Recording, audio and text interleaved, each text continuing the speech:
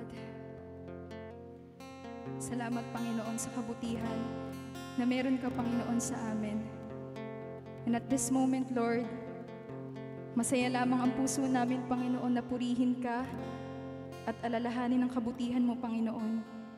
And God, at this moment, we will continue to worship you, remembering how good you are, Panginoon. Salamat sa sukdulang pagpapala mo sa amin. Salamat sa sukdulang pagmamahal mo sa amin. At salamat sa presensya mo na sa kahit anong season man ang tapakan namin o lakaran namin, Panginoon, alam namin na hindi mo kami pagkukulangin because there was never a time, Panginoon, na pinagkulang mo kami. Hindi man lagi sa terms namin, Father, but you never fail, Panginoon, to sustain us.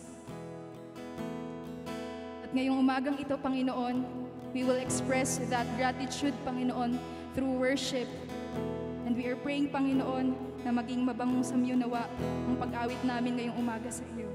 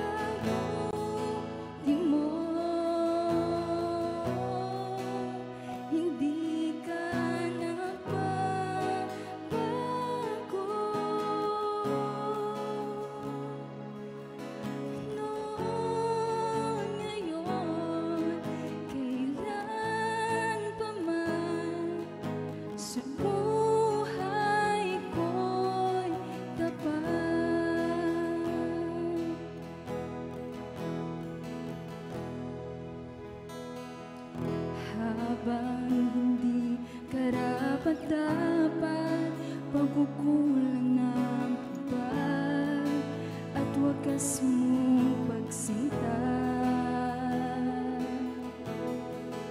Habang walang kakayanang masuklian ka ng mabuti sa lahat mong ginawa.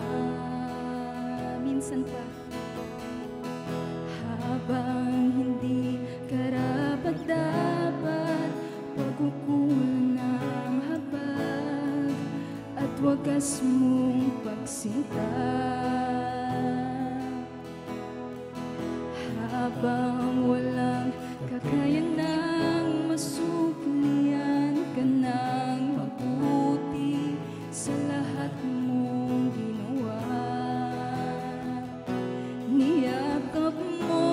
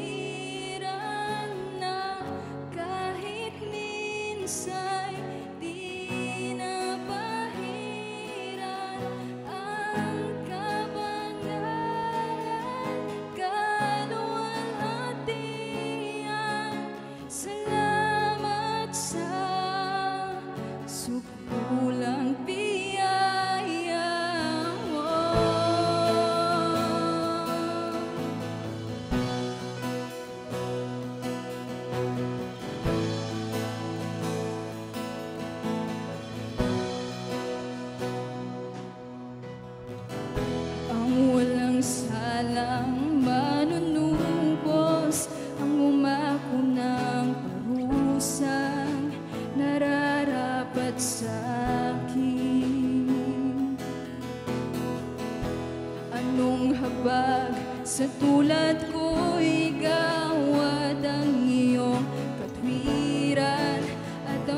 ako'y patawarin.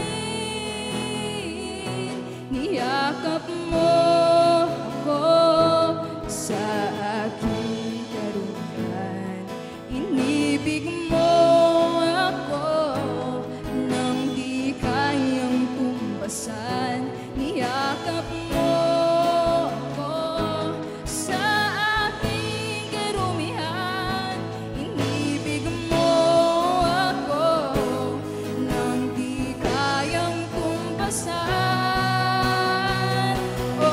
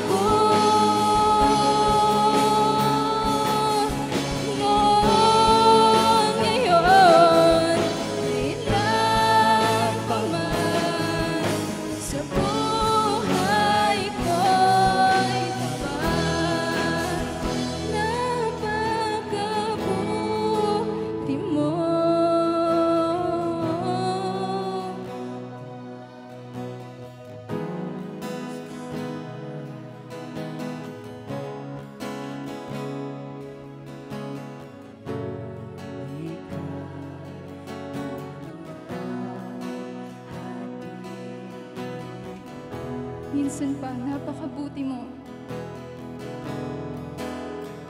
Napakabuti mo,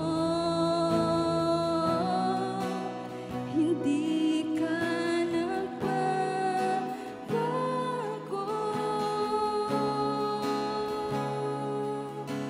Noon, ngayon, kailan pa man. Noon, ngayon, kailan pa man. Noon, ngayon, kailan pa man. Sa buhay ko'y kapal.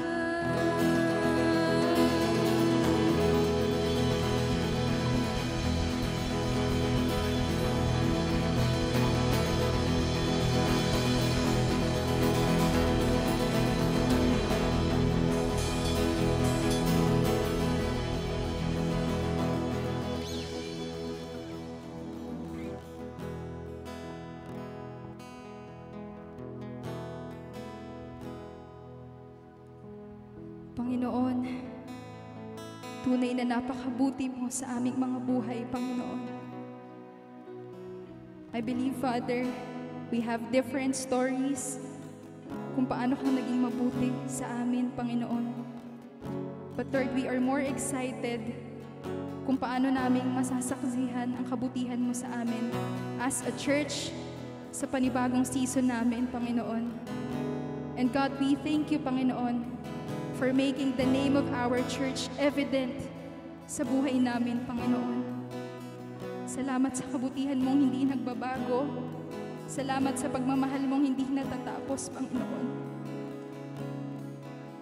Salamat, Panginoon, dahil malaya ka naming mapuri. May lugar kung saan kami malayang masambit yung pangalan mo, Panginoon. And God, this morning, we're just grateful for your greatness, for your goodness, Panginoon, sa aming mga buhay. Patuloy nawa naming makita ang kabutihan mo, Panginoon, even in the situations na hindi pabor sa amin, sa mga mahihirap na sitwasyon, O God, sa mga challenging na situation, because in every season, in every situation, Panginoon, mabuti ka. Mahal ka po namin, Panginoon, at itinataas namin ang pangalan mo sa lugar na ito, O God. Handa na po ang aming mga puso na tanggapin ang iyong salita, Panginoon. Naway mamunga ang salita mo sa aming mga puso, Panginoon, at makita sa aming mga buhay. Maraming salamat, O God. Mahal ka po namin, pinupuri ka po namin, dinadakila namin ang tapat at mabuti mong pangalan, Panginoon. Ito po ang aming samot dalangin sa dakila at tapat na pangalan ni Jesus. Amen, amen, and amen.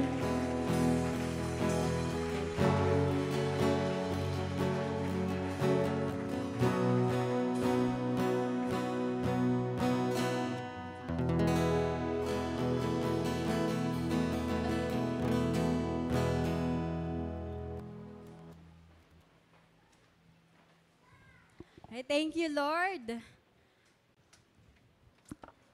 Ayan, sige po, yung mga nasa likod, pwede na po tayong pumasok. Yan. Dito po sa harap, meron po tayong, thank you, Joel. May mga seats pa po sa harap. Sa mga walang mahanap na mga upuan. Yan, yung mga last na napupuno or naupuan, yung mga nasa harapan po.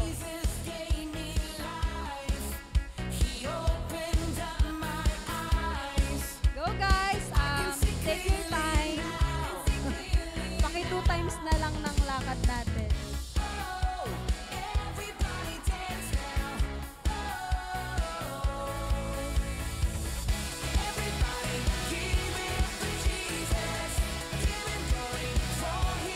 Okay, happy Sunday, church! Again, happy Sunday, church! Okay, sa lahat ng pinagpala ni Lord, sa lahat ng napagod, pero alam natin sa sarili natin that sinustain tayo ng Lord, pinrotect tayo the whole week, papalakpakan si Lord ng matindi. Papalakpak ng pagpupuri sa Panginoon. Alright, tataasan pa natin yan at lalakasan natin. Palakpak para sa Lord. Yung palakpak na nagsasabi, God, you are faithful. Yung palakpak na nagsasabi, Lord, we bless your name. We thank you, Jesus. Alright? The Lord has been so faithful and I believe today we are ready to receive His word. Huwag na po nating patagalin pa para i-share sa atin ang salita ng Panginoon ngayong umaga. Tawagin po natin ang ating pastor, Dads Adet Kalitoy. Thank you, Ate Tina. Okay, magandang umaga sa ating lahat. Itutuloy natin ang ating series in the book of Nehemiah entitled, Let Us Rise Up and Build. Kung inyong maalala, I decided na itong ating pag-usapan, hindi lang dahil meron tayong mga sinisimulan sa ating mga buhay, but at the same time, ay ongoing po ang church building construction natin.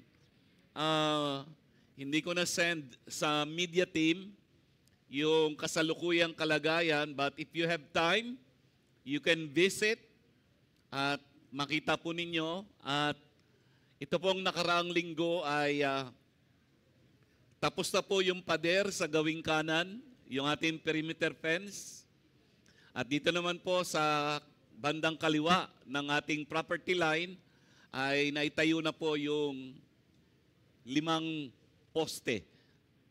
And Lord willing, by December ay makikita na po natin at least kung ano po ang itsura ng ating church building. And of course, we always appreciate yung effort po ng ating Architect Rogen sa pagguhit po ng ating church building. Also, in line with that, gusto ko na rin samantalahin ang pagkakataong ito na kung meron kayong mga construction, repair, renovation na gagawin po sa inyong mga bahay, I highly recommend our architect. Okay?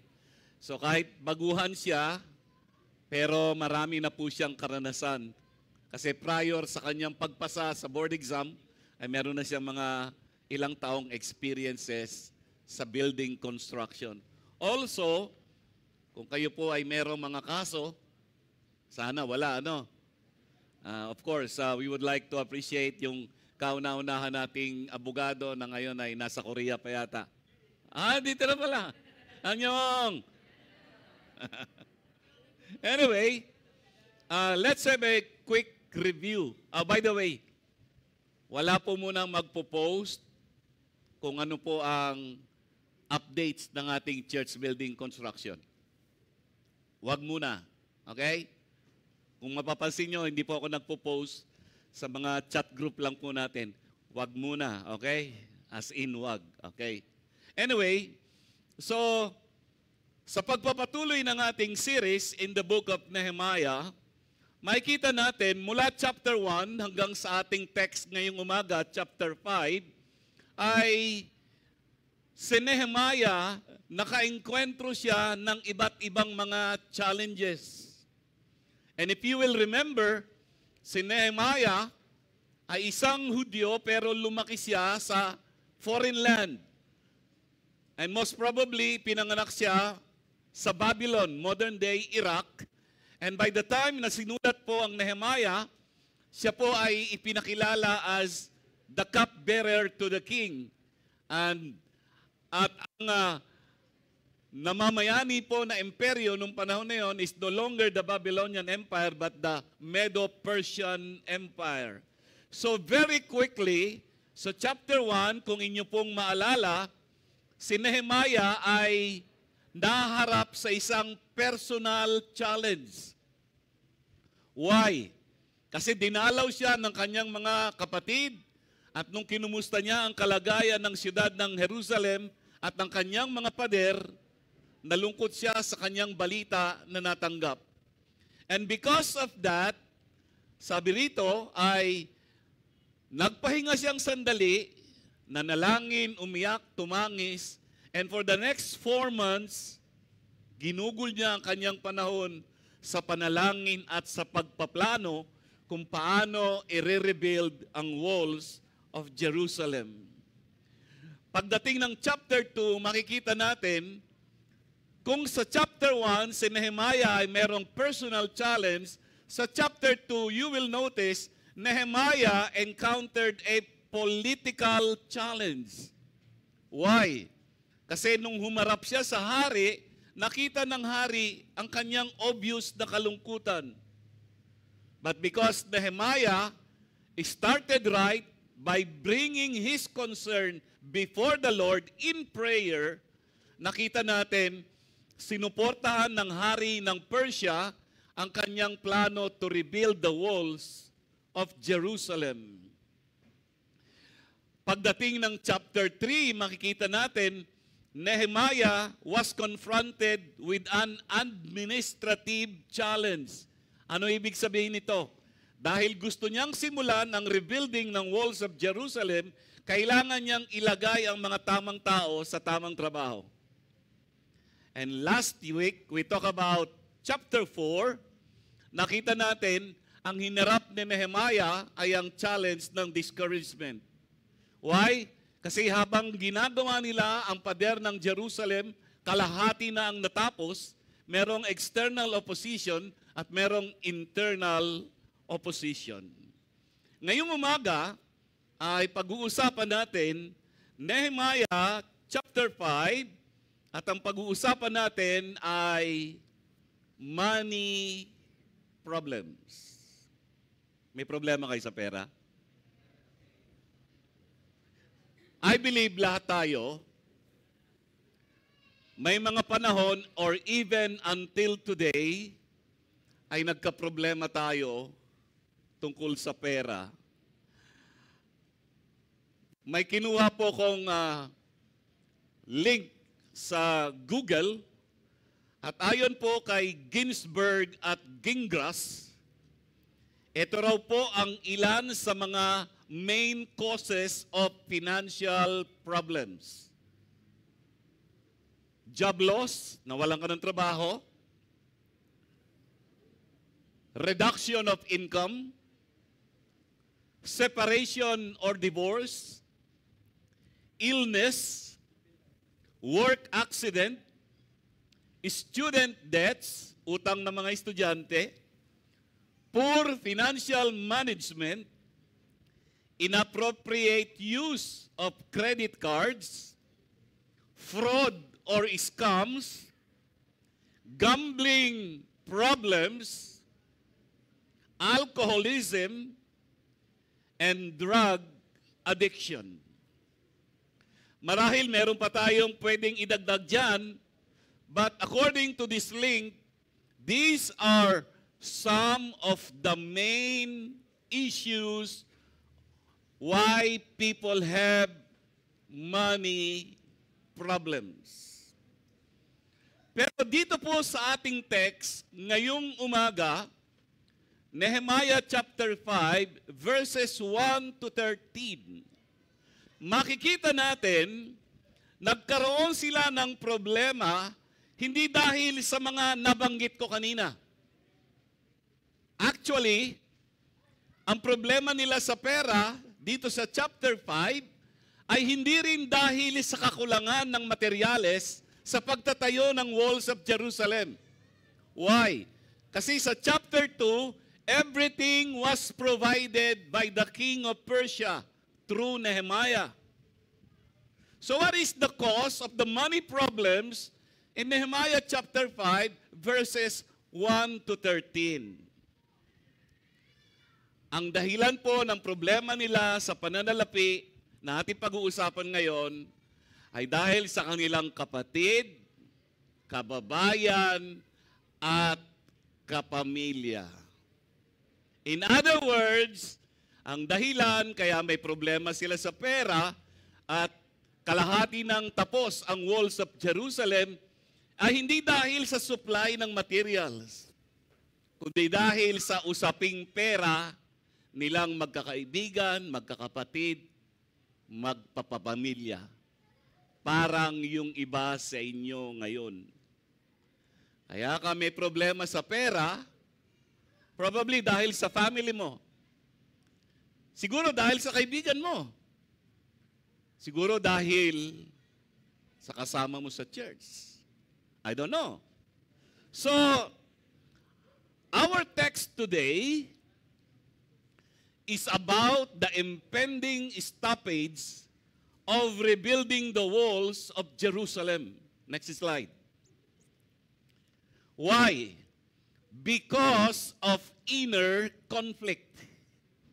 So yung problema nila internally na nakita natin sa chapter 4, which is discouragement, meron pa palang mas malalim na problema pagdating ng chapter 5.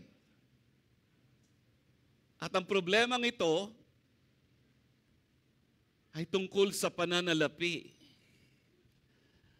Kung inyong mapapansin, habang itinatayo nila ang pader ng Jerusalem, merong hindi nakikitang pader sa mga buhay nila. Invisible wall. Why? Because of money problem. So, dito makikita natin, Nehemiah shows us how to solve an inner conflict, especially money problems. And I do believe, kung sa umagang ito, sa mga nakalipas na panahon, may problema ka rito, it is my prayer na sa ating pag-aaralan ngayong umaga, God will give us the wisdom to solve this money problem. Alright? So, babasahin ko po ang ating text ngayong umaga. And again, I would like to request that all of us please stand. At babasahin ko po ito. Ako na lang po ang magbabasa. Wala po yan sa ating slides o sa screen. Nehemiah chapter 5, verses 1 to 13. Ito po ang salita ng Panginoon. Dumaing ang ibang mga lalaki at ang mga asawa nila sa kapwa nila mga Hudyo. Sinabi nila, malaki ang pamilya namin at kailangan namin ng pagkain upang mabuhay.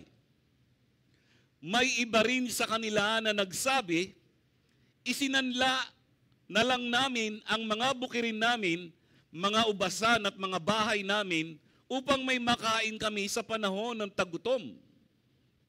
May iba pa sa kanila na nagsabi, nanghiram kami ng pera upang makapagbayad ng buwis sa hari para sa aming mga bukirin at ubasan. Kahit kami at ang mga anak namin ay kapwa nila Hudyo, kinakailangan pang ipaalipin namin sa kanila ang aming mga anak upang magkapera. Sa totoo lang, ang iba naming mga anak na babae ay ipinagbili na namin bilang alipin. Wala kaming magawa dahil ang aming mga bukirin at ang mga ubasan ay pagmamay-ari na ng iba. Labis akong nagalit nang marinig ko ang mga hinaing nila. Pinag-isipan kong mabuti ang kalagayan nila at pinuntahan agad ang mga pinuno at mga opisyal at pinaratangan sila. Sinabi ko, ginigipit nyo ang mga kababayan ninyo sapagkat tinutubuan nyo pa sila kapag nangihiram sila sa inyo ng pera. Pagkatapos, pinatipon ko agad ang mga tao para sa isang pulong. Sinabi ko, sinisikap nating matubos ang mga kapwa natin Hudyo na nagbenta ng sarili nila bilang alipin sa mga dayuhan. Ngunit ngayon dahil sa ginagawa nyo, napipilitan na din silang ibenta ang sarili nila bilang mga alipin. Palagi na lang ba natin silang tutubusin? Tumahimik na lang sila dahil wala silang madahilan. Nagpatuloy ako sa pagsasalita. Hindi maganda ang ginagawa ninyo. Dapat sana'y mamuhay kayo ng may takot sa Diyos upang hindi tayo tuyain ng ibang mga bansang kalaban natin. Ako mismo at ang aking mga kamag-anak, pati ang mga tauhan ko ay nagpahiram ng pera at trigo sa mga kababayan nating nangangailangan. Ngunit, huwag na natin silang pagbayarin sa mga utang nila. Ngayon din, ibalik ninyo ang mga bukirin, mga ubasan, mga taniman ng olibo at mga bahay ng may utang sa inyo. Ibalik nyo rin ang mga tubo ng mga pinahiram ninyong pera, trigo, bagong alak at langis. Sumagot sila, ibabalik namin ang lahat ng iyon sa kanila. Hindi na namin sila sisingilin. Gagawin namin ang sinabi mo. Ipinatawag ko ang mga pari at pinasumpa sa harapan nila ang mga pinuno at ang mga opisyal na tutuparin nila ang pangako nila. Last verse. Ipinagpag ko ang balabal ko sa bewang ko at sinabi, ganito nawa ang gawin ng Diyos sa mga bahay at ari-arian ninyo kapag hindi ninyo tinupad ang pangako ninyo. Kunin nawa niya ang lahat ng ito sa inyo. Ang lahat ng tao roon ay sumagot, Amen! At pinuri nila ang Panginoon at tinupad ng mga pinuno at ng mga opisyal ang pangako nila. Let us come to the Lord in prayer. Panginoon, I believe, kung hindi man kami lahat, pero marami sa amin ngayong umaga, ay problema po sa pera. At ang dahilan ng problema sa pera na yon ay marahil pamilya, kaibigan, kasama sa trabaho, kaklase sa eskwela, or kasama po sa simbahang ito.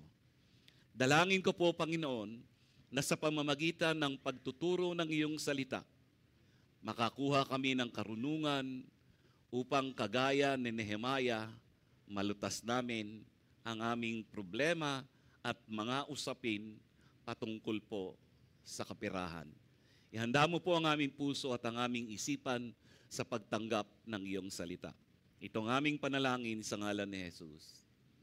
Amen. You can take your seat. Thank you very much.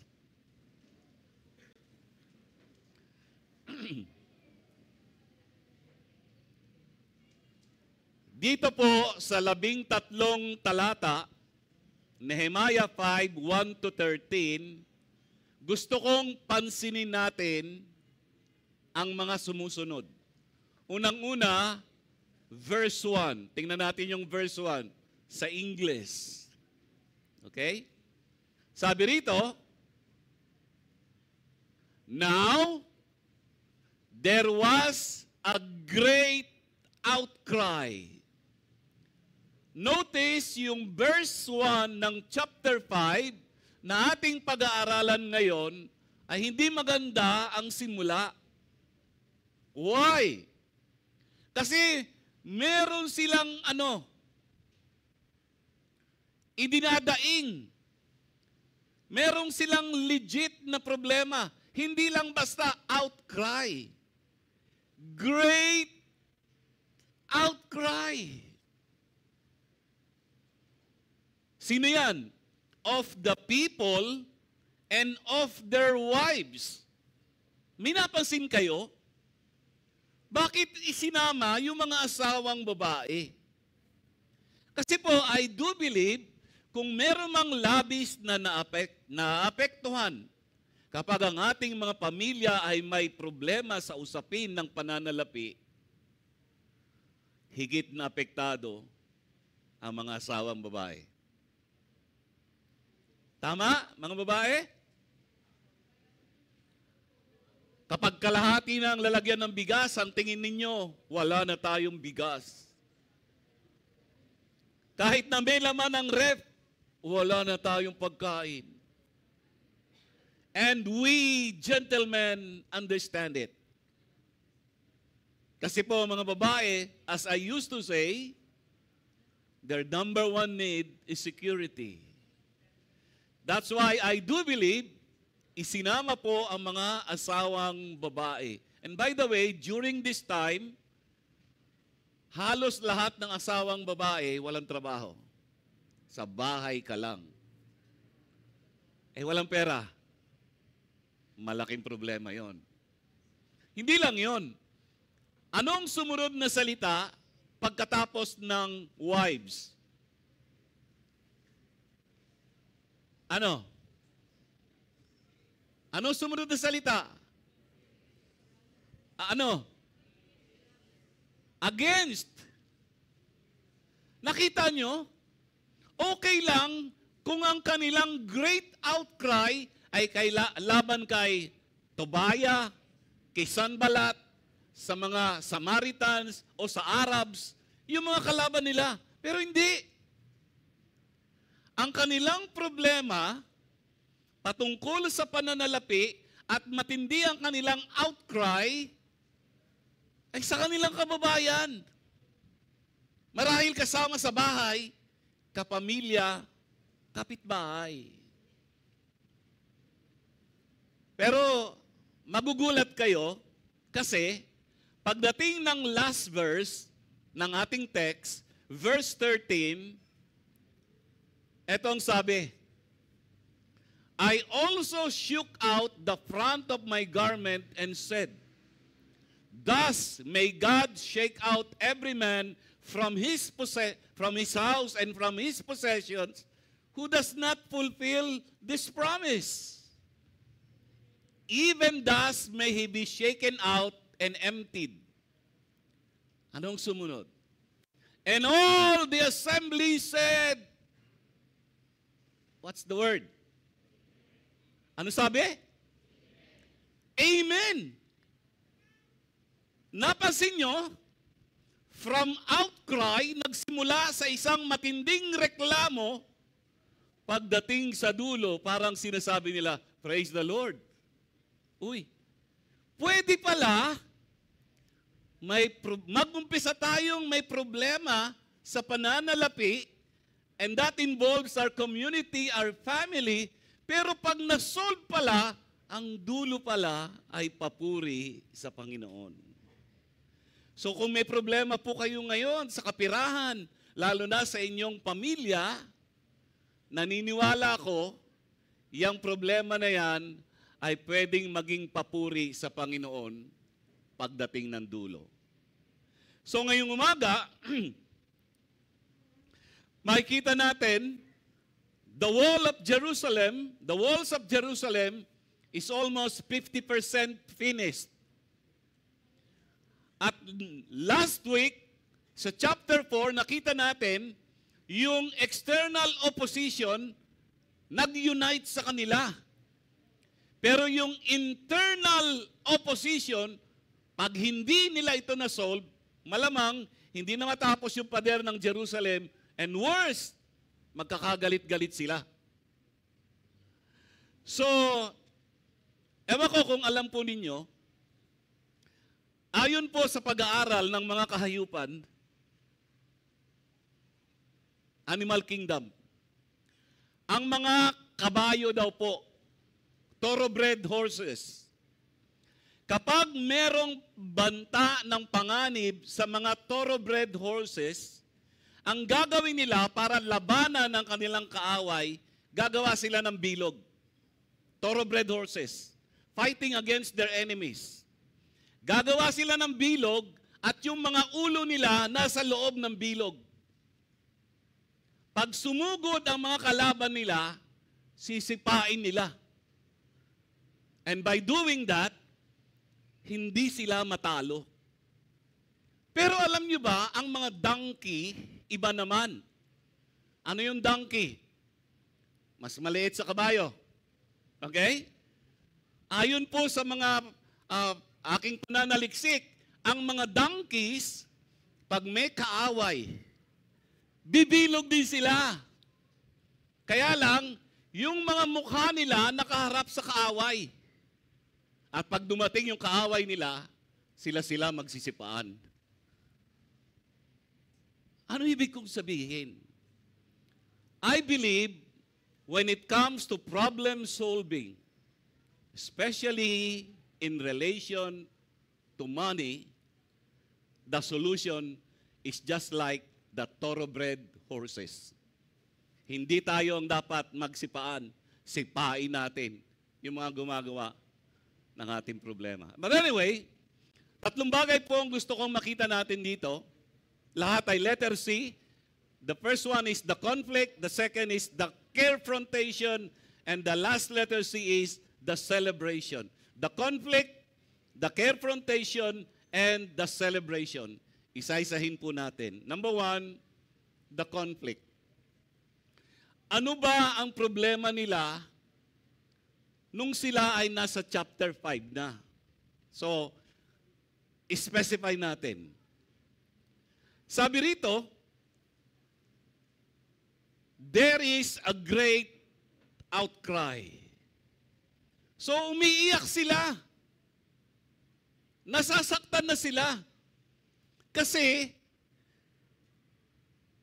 may ginagawa na nga silang mahirap na trabaho, tapos, namamanipulate sila, na-exploit sila. At ang nagkukos ng manipulation at exploitation ay hindi naman ibang tao, kababayan nila. So, ano-ano ba ang kanilang angal? Ano ba ang kanilang legit complaint? Number one ay, letter B na tayo, number one. Everyday needs. Number one na tayo. Everyday needs. So ito yung kanilang problema. Sabi ng verse 2, for there were those who said, merong ilan na nagsasabi, kami, ang aming mga anak lalaki at mga anak na babae ay marami. Therefore, let us get grain that we may eat and live. Mapapansin ninyo na ang complaint nitong grupo na to ay ganito, wala kaming lupa. Wala kaming pagkukunan ng pagkain. Ang laki-laki ng aming pamilya. Tapos, isinama nyo kami sa construction ng pader ng Jerusalem. Ang dami naming anak. We have a big family. Anong gagawin namin? Alangan namang ubusin namin ang panahon namin doon sa pagtatrabaho para itayong muli ang pader ng Jerusalem, pero magugutom ang aming mga anak. Legit ba yung kanilang complaint? Legit.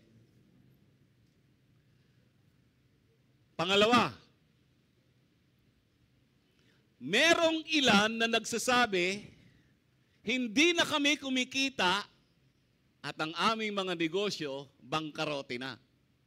Sabi ng verse 3, there were others who said, we are mortgaging our fields, our vineyards, and our houses, that we might get grain because of the famine. Tingnan po ninyo yung timing ng rebuilding ng walls of Jerusalem. Bagamat unlimited yung supply para matapos yung walls of Jerusalem, ang merong problema rito, yung mga gumagawa, specifically, their economic problem. So yung unang grupo, malaking pamilya namin, lahat kami nagtatrabaho sa pagtatayo ng pader, ay sana naman kami kukuha ng pagkain. Yung pangalawang grupo, may pag-aari kami, pero naisanla na namin para lang meron kaming makain. May pangatlong grupo pa. Verse 4, and there were those who said, pansin nyo, tatlong magkakaibang grupo, pero iisa ang problema. 20 pesos na bigas.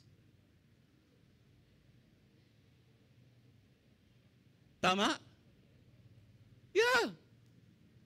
So sabi rito, and there were those who said, we have borrowed money for the king's tax on our fields and our vineyards.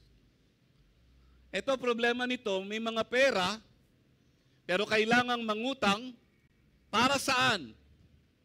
Ibayad sa amilyar, ibayad sa CGT, ibayad sa saving tax, ibayad sa VAT, ibayad sa IBAT, ibayad sa withholding tax. Problema. So, siguro, kung si Nehemiah ay hindi inutusan ng Diyos para itayong muli ang pader ng Jerusalem, pwede niya sabihin, bahala na kayo dyan. Hindi ko problema yan. Pero hindi ganun eh.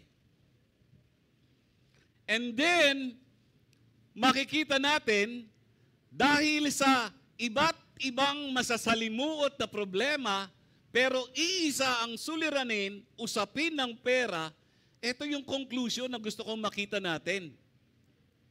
Sabi ng verse 5, Now our flesh is like the flesh of our brothers, our children like their children. Yet behold, we are forcing our sons and our daughters to be slaves. And some of our daughters are forced into bondage already. And we are helpless because our fields and vineyards belong to others. Kawawa. Oh, by the way, nung panahon po na ito, isa po sa practice, pag may utang ka at hindi ka makabayad sa inutangan mo, pwede mong pagtrabahuin ang inyong mga anak hanggang mabayaran nyo ang halagang inutang ninyo. Practice po nila noon yon. Kaya ganito ang sabi nila, naibenta na namin ang aming mga anak, nagpaalipin na ang aming mga anak, kasi wala kaming magawa. Kailangan namin ng pera. So ano ibig kong sabihin? Hindi lahat apektado ng money problem. Why? Kasi meron dyan, yung mga pinagsanlaan, sinamantala nila. Yung mga kababayan nilang mahirap. Parang nung panahon ng pandemic, ano-ano ang mga produkto na nagmahal? Alcohol, face mask, face shield, pati mga pagkain nagmahalan lahat. Pag may bagyo o may kalamidad, di ba meron mga negosyante na masyadong sakim? Hindi naman lahat. Pero ang iba, talagang sasamantalahin kapag merong economic crisis. Makinig po kayo sa akin sasabihin. Money is a tool, is a test, and a testimony. Let me say that again. Money is a tool, a test, and a testimony. Ibig sabihin, ang pera po ay neutral. Pero pwede siyang maging tool para mapabuti ang kalagayan ng ibang tao o kaya naman ay burautin ko kayo. Ang pera ay isang test. Tayo ay susubukin kung tayo ba ay magiging mahusay na katiwala o waldas na katiwala. Money is a testimony. We can either glorify God or glorify ourselves. So itong pinag-uusapan natin is very critical. Why? Legit yung kanilang outcry, yung kanilang complaint, yung kanilang concern. Magkababayan, magkapamilya, magkapuso, magkapatid, pambihira. Pagdating sa usapin ng pera, talo-talo tayo. At malaki ang problema ni Nehemiah kasi pag hindi niya ito na-solve, hindi matatapos ang rebuilding ng walls of Jerusalem. So nakita natin yung complaint. So anong ginawa ni Nehemiah? Ito po ay narinig nyo na sa akin pero gusto ko lang ulitin. Carefrontation. Actually, it should be confrontation. But I would rather call it carefrontation. Makinig po kayo. When you care, you confront. When you confront, you care. Minsan, kapag may problema, lalo na sa kapamilya, ang isa sa mga pwede nating gawin, hayaan na lang yan. But no. Pag hinayaan natin ang isang problema, hindi ho yan malulutas. Lalaki at lalala po iyan. That's why ang ginawa ni Nehemiah, he confronted the manipulators and those who are exploiting their kababayan sa panahon ng economic crisis. Ano ibig sabihin ng carefrontation? Carefrontation does not mean I want to start a fight. Rather, it is a form of problem solving. So pagka meron kayong hinaharap, hindi ibig sabihin kaya ka hinarap, umbagan tayo. Hindi. Lutasin natin yung problema. Halimbawa, meron may utang sa'yo. Ang tagal-tagal na. Tapos parang walang balak magbayad.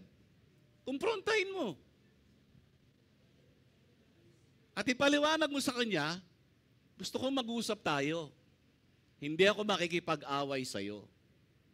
Lutasin natin yung problema na to. And that is exactly what Nehemiah did. Naalala nyo yung post ko a few weeks ago? Pag tinanong mo sa Google, please translate kumusta ka na in English. Ano ang translation? Can I borrow money? Ayun ang translation ni Google. But anyway, ano ang sabi ng verse 6? Then I was very angry.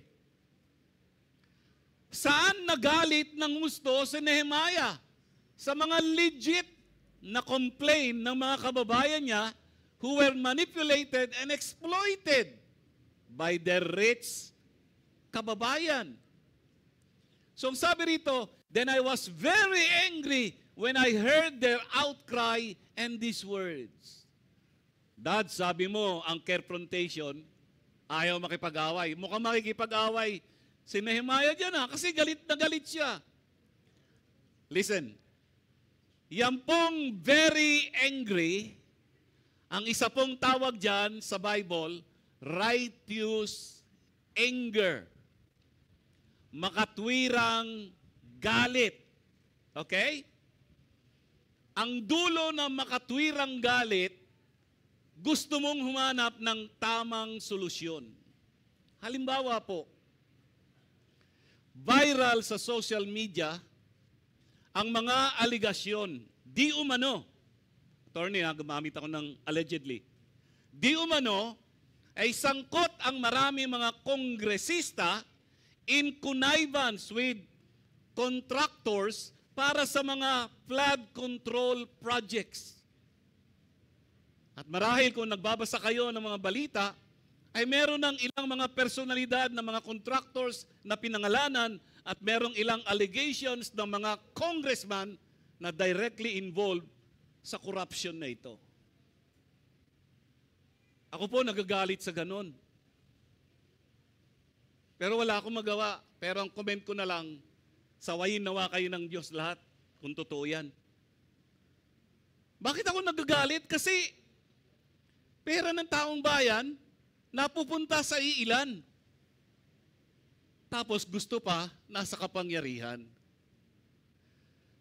Yung isa pong account na Facebook, pinost ko po doon ang isang awitin na pinasikat ng grupong Asin.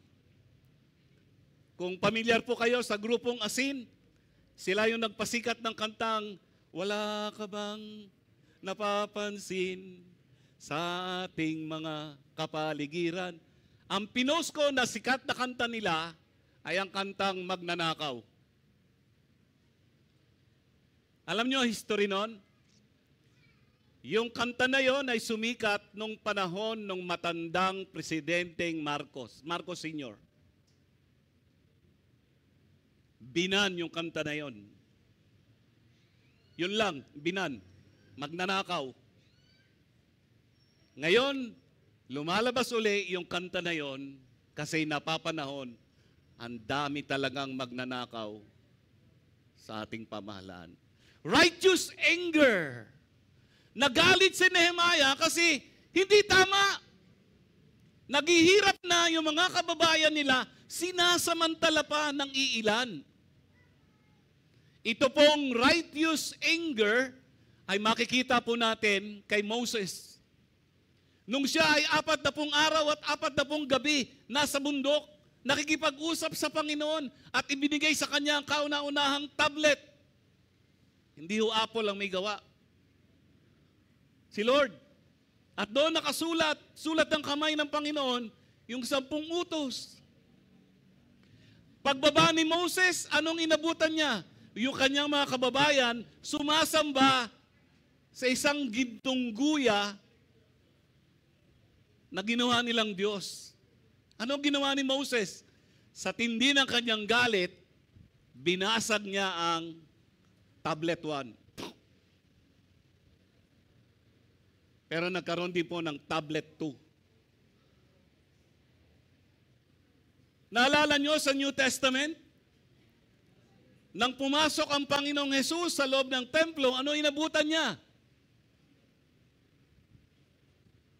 Parang palengke. Yung nagbebenta ng mga hayop, overpriced. Hayop talaga. Yung nagpapalit ng pera, underpriced. Ang tindi talaga. Kasi po, nung panahon na to, pag ikaw ay sumamba sa templo, kailangan may hain kang hayop. Eh, galing ka sa malayo, alang naman magbitbit ka pa. So, ang gagawin mo, bibili ka ng hayop na ihahandog mo. Ang problema, meron pong partikular na pera na pwede lang gamitin sa loob ng templo. Eh, dala mo, $. Magkano palitan $? 56? O sige, basta halimbawa, 50. Dala mo, bibili ka ng hayop. Magkano ang kambing? Kung 3,000 ang kambing, sasabihin nila 5,000. Talo ka na. Pagbabayaran mo yon, papalit mo yung pera mo. Magkano palitan ng $? 50. Ay, 38 lang ngayon. Kahit saan ka pumunta, lugi yung mananamba. Kaya ang ginawa ng Panginoon, nagalit siya, itinaboy niya ang mga nagbebenta ng hayop, itinaob niya ang mga lamesa. Hindi dahil mali ang magtinda at magpalit ng pera. Kinalakal po nila ang bahay ng Panginoon. So itong galit ni Nehemiah ay makatwirang galit. Pero pagkatapos nun, ano ang kanyang ginawa? Pinulong niya ang mga tao at sabi niya, eto ang problema. Nehemiah stated the problems. Ano ang mga problema na sinabi ni Nehemiah para masolusyonan ang kanilang problema? Number 1, sobrang patubo.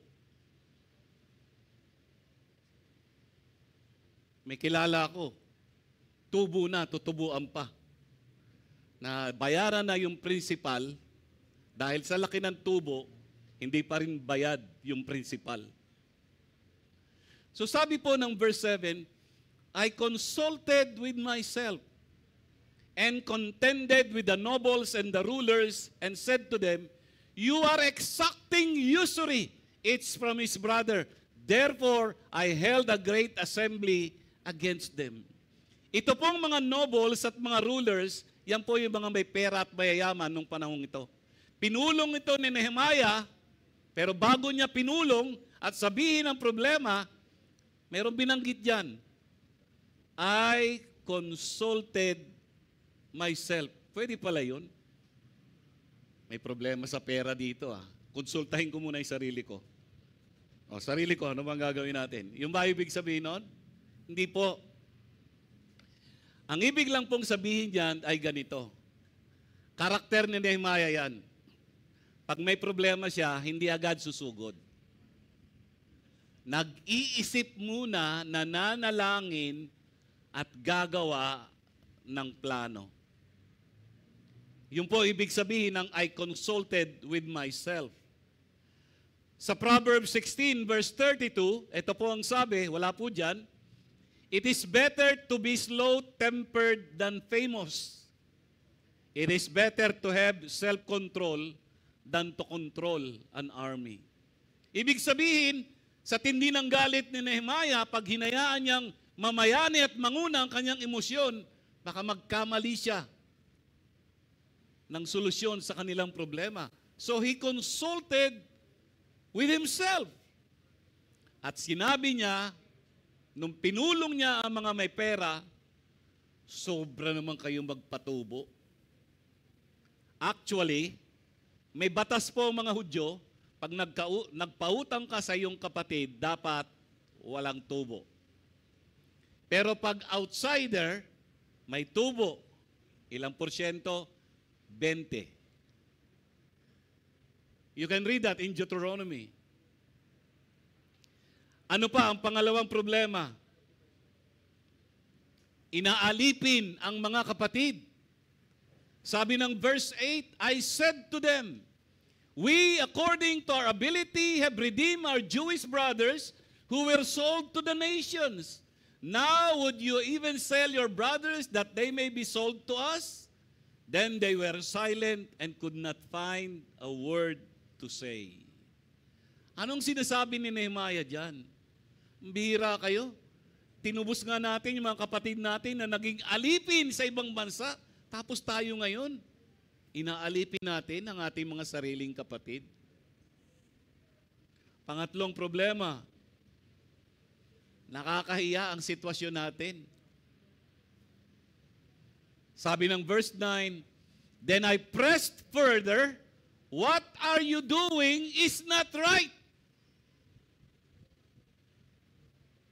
Should you not walk in the fear of our God in order to avoid being mocked by enemy nations?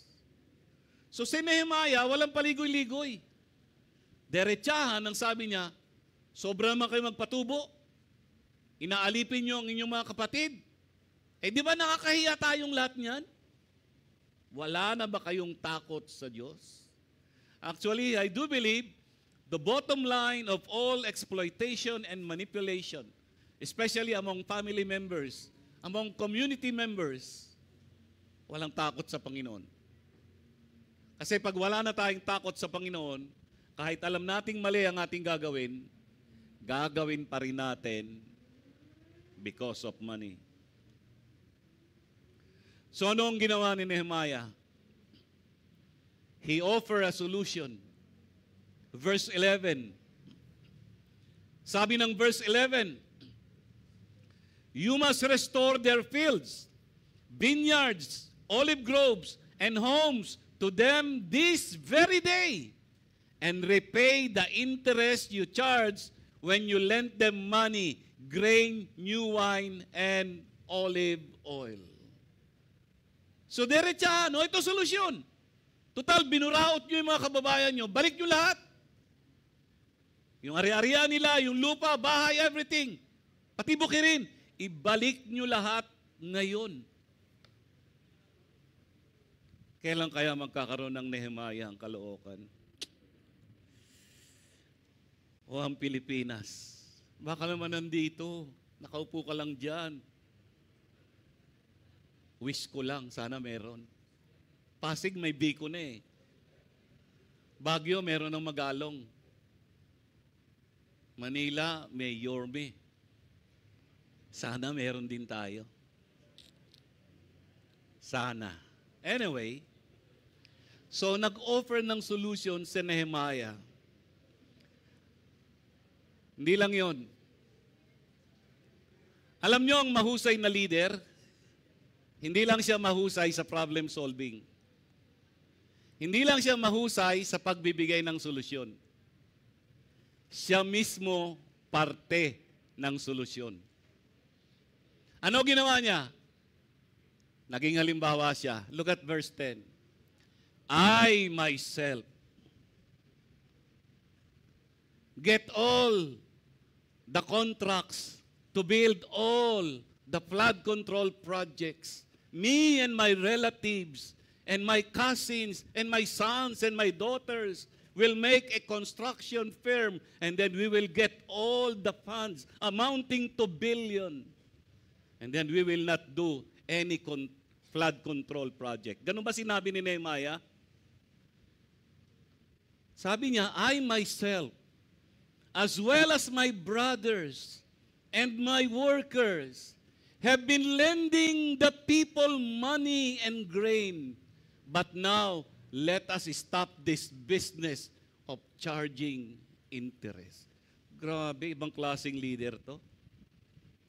Nung sinabi niya, ibalik nyo lahat yung mga binuraot nyo, ang sumunod na ginawa niya, nagpakita siya ng halimbawa.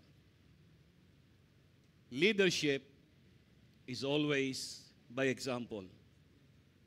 The best leaders are models.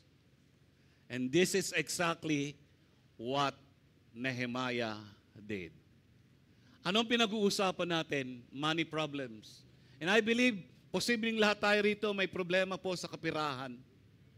Nagumpisa sa conflict, ang ginawa ni Nehemiah, confrontation. Ano po ang naging dulo? Celebration.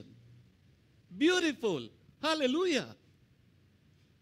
So yung outcry, yung complaint, dahil mahusay yung problem solving, pambihira, naging pagdiriwang. Ano ibig sabihin ng celebration? Tingnan po ninyo yung conciliation. Verse 12. They replied. Sino yung they? Yung mga namburaot. Yung mga contractors. They replied, we will give back everything and demand nothing more from the people. We will do as you say. Then I called the priest and made the nobles and officials swear to do what they had promised. Tingnan nyo ha. Hindi sapat na nangako yung mga namburaot kay Nehemiah.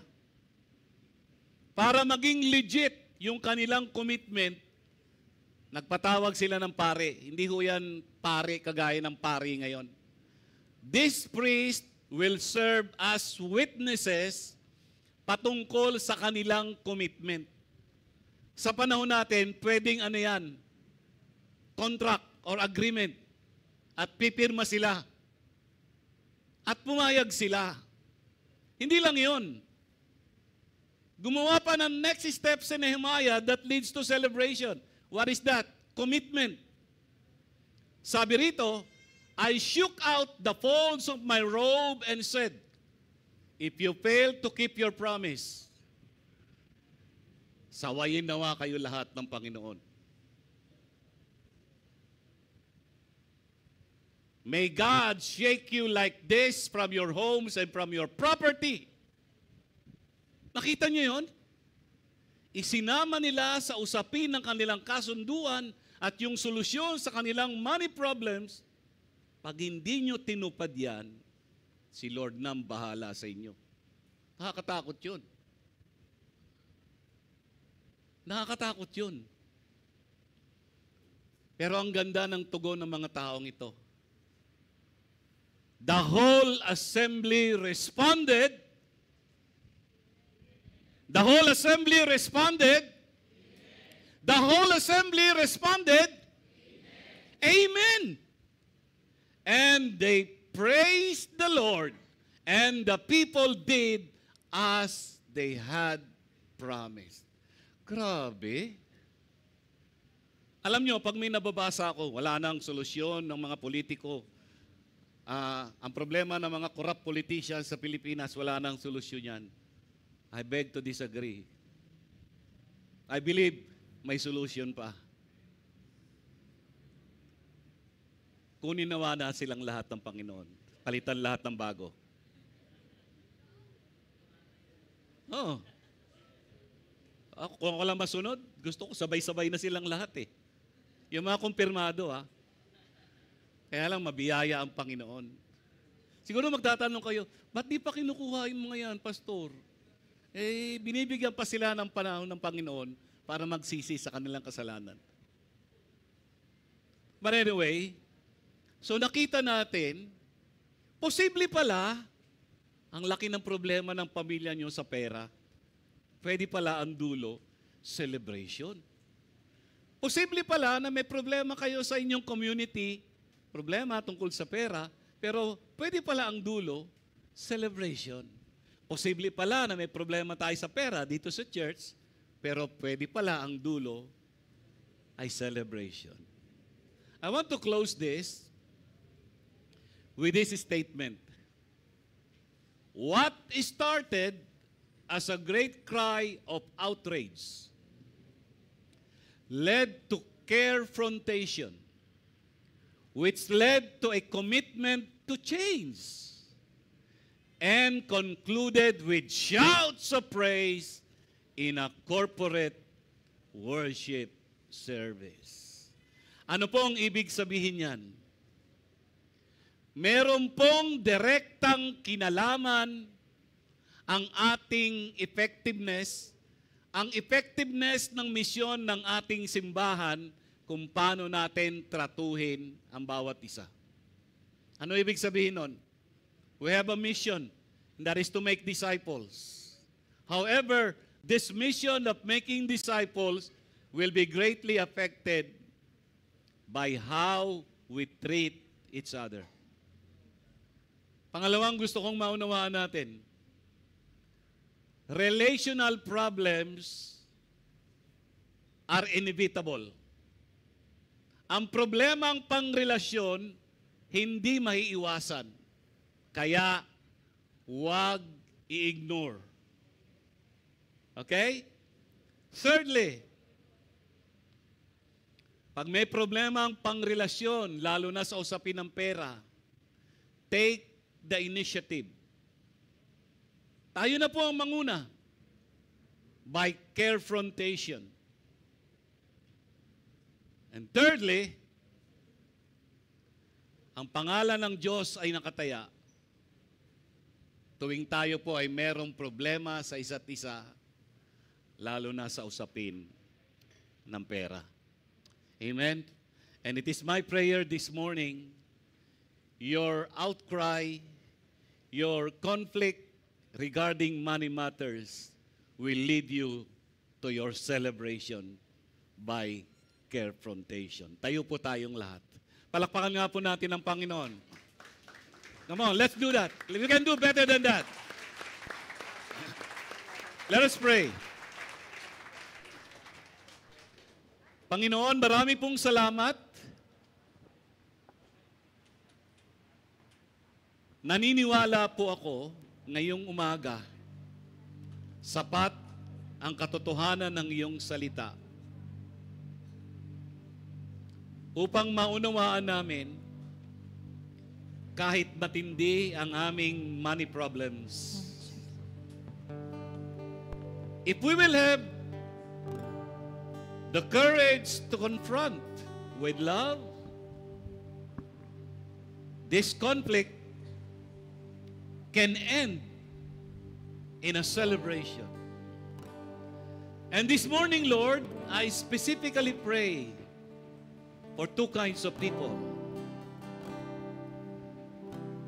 Ininadalangin ko yung mga nananamantala, nambuburaot, ng iisa, lalo na sa kanyang mga kapatid. Dalangin ko po, Panginoon, magkaroon ng banal na takot sa iyo. At doon naman, those who were manipulated and exploited. Salamat po, Panginoon, sa pangako ng iyong salita na ikaw ay tagapagtanggol ng mga naaapi. Salamat po, Panginoon, sa inspirasyon ng pangunguna ni Nehemiah. At dalangin ko po, magtaas ka, mag-raise up ka po, Panginoon, ng mga leaders in our campus, in the workplace, in our families, in our communities, even in this church. A leader just like Nehemiah.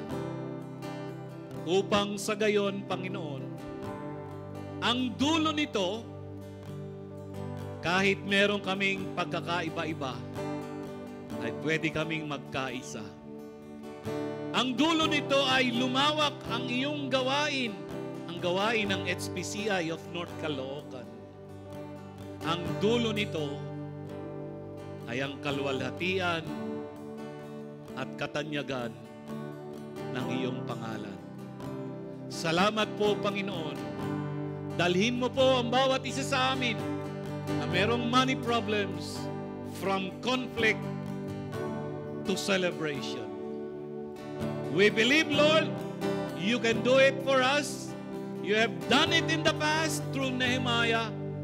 And there is no reason na hindi mo po kayang ulitin yan sa aming pamilya, sa aming simbahan, sa aming komunidad, sa aming syudad, at sa aming bansa. Tanggapin mo po ang aming pagpupuri at pasasalamat. Salamat po sa karunungan na amin pong natutunan at tinanggap ngayong umaga mula po sa iyong salita. Ito po ang aming panalangin sa malakas at makapangyarihang pangalan ng aming Panginoong Jesus.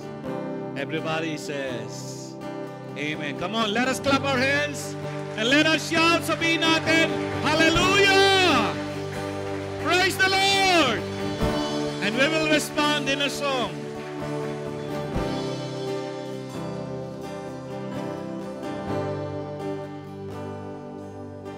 We bow our hearts, we bend our knees. Oh, Spirit, come make us humble.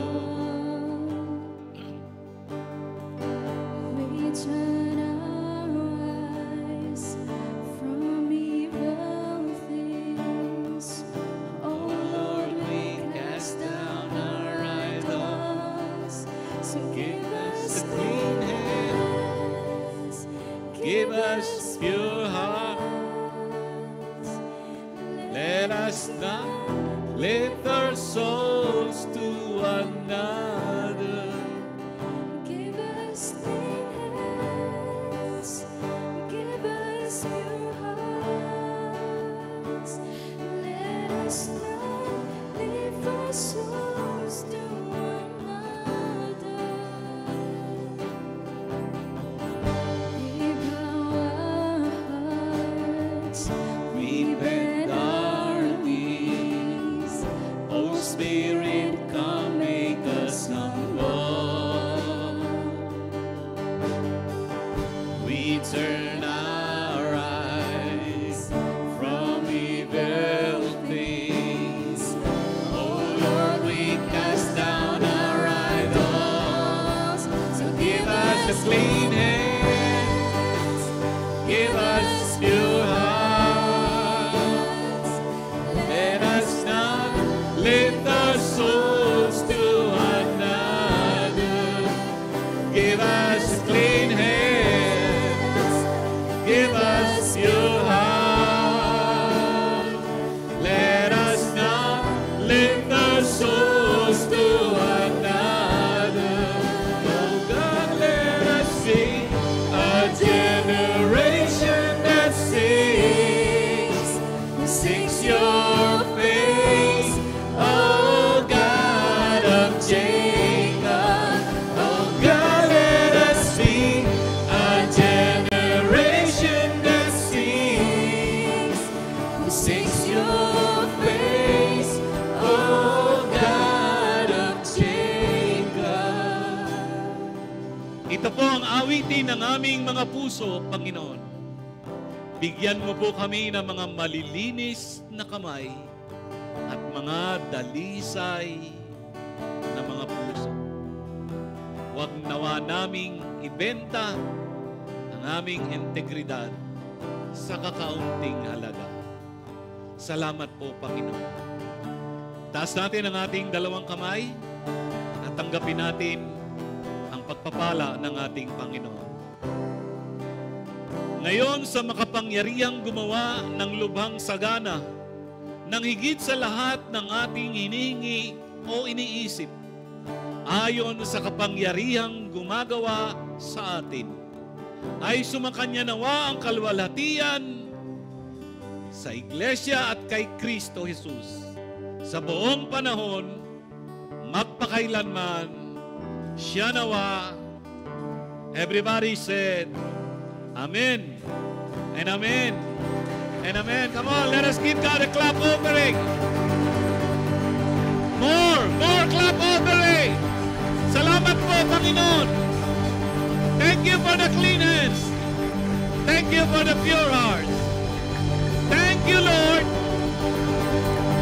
From conflict, we can have our celebration. Salamat po. We honor you and we praise you. In Jesus' name. Amen and amen. Good morning. Magandang umaga po sa ating lahat.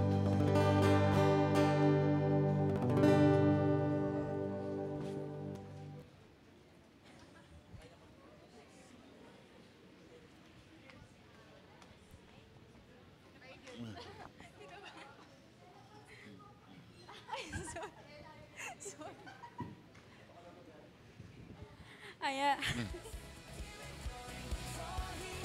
Wala yung bago. Yeah.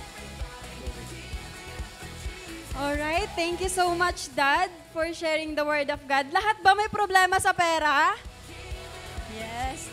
Ang saya naman, kasi hindi lang pala ako.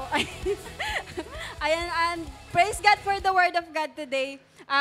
Naturuan ulit tayo how to handle yung mga conflicts or yung mga problem natin when it comes to money. And after neto, syempre magkakaroon tayo ng application, di ba? So, bago pa tayo dumako sa ibang announcements, tayo po muna tayong lahat. Hawak na po ba natin ang ating mga envelope? Ang ating tithes and offering envelope. So, today po, it is another opportunity to give back to the Lord. And kanina ang topic natin is about money problems. And I believe, sabi ng salita ng Lord, di ba, ang mapagkakatiwalaan sa maliit ay pagkakatiwalaan sa malaki. And today, I pray na isabuhay natin yung salita ng Panginoon. And I believe, isa sa talagang challenge ng bawat isa sa atin is financially talaga, di ba? And we are all striving so hard, working so hard, kasi may mga pangarap tayo, not just for ourselves, for our families, and also for our church. And I believe, ang isa sa pinakauna at dapat nating hindi makalimutan is to be faithful pagdating sa ating mga finances. And today, I just want to remind everybody, God is not pleased lamang sa amount ng laman ng sobre na yan. Kasi minsan, di ba, baka ang nararamdaman natin, ang liit lang ng laman, ang liit lang ng 10% ko, baka nakakaya naman kay Lord. Or, ang laki, yes, parang baka nagmamayabang tayo minsan na, parang, Lord, i-bless mo ako kasi ang laki ng laman ng envelope ko. You know what's the truth? God is not after with the amount of your envelope. God is pleased with our obedience sa Kanya. Okay? Ang tinitignan ng Panginoon, how obedient we are pagdating sa ating mga finances sa Kanya. And I believe, He will open the floodgates of heaven pagdating sa mga pagpapalang in-store niya para sa atin. When we become faithful sa maliit hanggang sa pagpalain tayo ng Panginoon. Wag nawa na lumalaki na yung mga values natin pagdating sa mga workplaces natin, pero hirap na hirap tayo pagdating sa giving, pagdating sa Panginoon. We know it is very basic pagdating sa Christianity natin. Kung anyone sa atin ngayon, challenge pa rin sa atin to. May problem tayo finances, maybe wala tayong trabaho, but nakaka-receive pa rin tayo ng pagpapala sa Panginoon. Let's be faithful kahit ano mangyari sa lahat ng mga natatanggap natin. He is the Master, He is the Lord of our finances kahit anong mangyari. Okay? 5K, 10K, 100K, 1 million na yung pera natin. Lord, Ikaw pa rin ang Master, sa'yo ang 10% ko, sa'yo ang tithes ko. Kasi siya ang Diyos ng finances natin. Okay? Hindi lang siya Savior, He is still the Lord of our lives, kasama doon sa finances natin. Sige, let's pray for our envelope. Let's pray, Lord, maraming salamat, God. You are faithful, Panginoon. God, more than anyone else, Panginoon, you know our struggles pagdating sa aming aspetong ito, Lord God, sa finances, sa health namin, Panginoon, sa aming relationships, Panginoon. Alam mo yung condition ng aming mga buhay, God. And Lord, we believe in your power, Panginoon, in your ability, Panginoon, to turn things upside down, O God. And Lord, we pray today, matagpuan mo kami, Panginoon, na ikaw ang Diyos ng aming finances, Panginoon. Ikaw ang masusunod, Lord God, sa aspeto na ito ng aming mga buhay. Makita mo, Lord God, that we are being obedient sa iyo, Panginoon. By your grace, O God, tulungan mo kami, Panginoon, na maging faithful sa iyo, maging obedient sa iyo, Lord God, sa aming giving, Panginoon. Lord, maraming salamat. Pinagkakatiwala namin sa iyo, Lord God, lahat ng pangangailangan namin, Lord God. Pinagkakatiwala namin sa iyo, Lord God, lahat ng mga pangarap namin, Panginoon. Hindi lamang para sa aming mga sarili, kundi sa mga taong nasa paligid namin, Panginoon. Ikaw na po ang bahala sa aming mga bukas, Lord God. We bless your name, Lord God. May you be glorified sa aming giving. We bless you, for this is all we pray in Jesus' name. Amen. Happy giving, church!